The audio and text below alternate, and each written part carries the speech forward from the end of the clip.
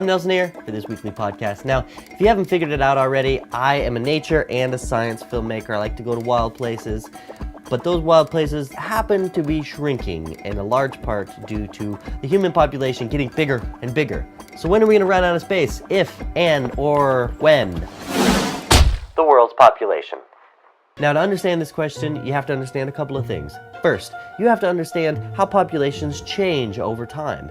And specifically then, you'll have to understand it with humans.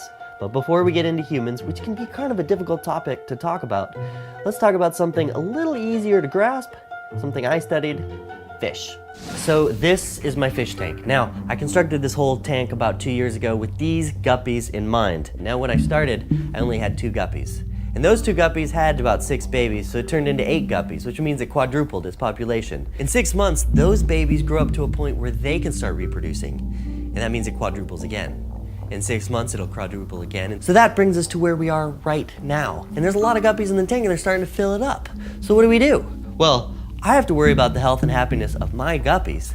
They don't have to worry about food because I feed them as much as they want. And they're not gonna have to worry about predators because Haley won't let me put a predator in the tank. But what I'm concerned about is their waste. They're starting to fill up the water. So I had to get 2 new filtration systems just to make sure that they're healthy and happy. At some stage though, these guppies are gonna fill up the tank and I'm gonna have to get a new tank for them to keep living the way they are right now. Now in many ways, our Earth is a lot like this fish tank, except we can't just go get a new Earth if we start filling this one up. So, what do we worry about? We worry about water, food, disease, fossil fuels, just to name a few.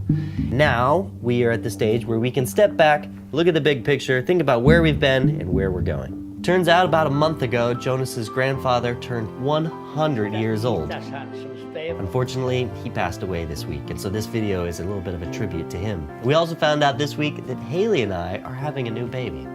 That means we're gonna have another little baby. So how will the life of our little baby be different than Jonas's grandfather's?